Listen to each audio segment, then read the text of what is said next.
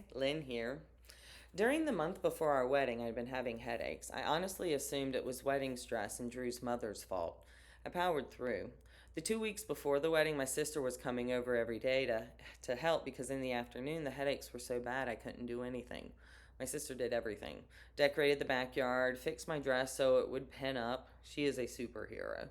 The wedding was sweet. Drew and I walked down the aisle to the Star Wars theme song. We got married in our backyard. The wedding cake was also Star Wars, but elegant. No Death Star.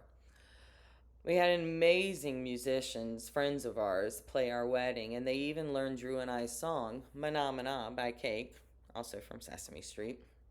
Drew helped me go to the bathroom with the wedding dress on, which meant he pulled it from the back and draped it over my head and took a picture. We had called a truce on pranking each other. I had warned him early on in our relationship that if I had ever gone to the bathroom in the middle of the night and the seat is up and my butt touches that freezing cold porcelain and gets slightly tickled by water, I would retaliate. Well, it happened. A few days later, he was taking an afternoon nap and he had his feet on me.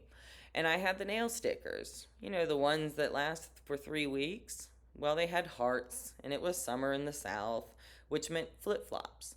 I got most of them done before he woke up and wore them for about a week before he scraped them off with a knife. He then poured flour on me in the shower. There were others, but those are some examples.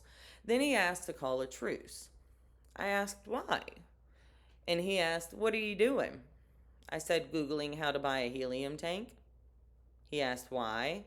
I said, "To slowly fill the cab of your truck throughout the day and keep calling you to listen to your voice sound squeakier and squeakier. Do you think helium is flammable?" His response, "That's why I want a truce." So the prank stopped.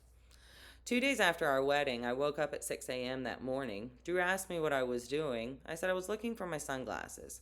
I said this because I couldn't remember the word for glasses, but could remember sunglasses. Drew said, "I think we should go to the hospital." I said, "Okay."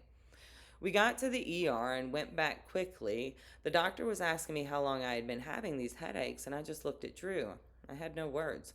I couldn't remember any words. And then I blacked out.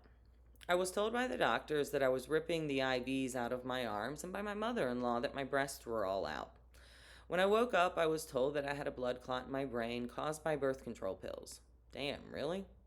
I went through 6 months of treatments and got a clean bill of health. However, I was told that once you have one blood clot, you're 50% more likely to get another one, and I could end up being on blood thinners for the rest of my life, assuming that I lived through a second one. Bye.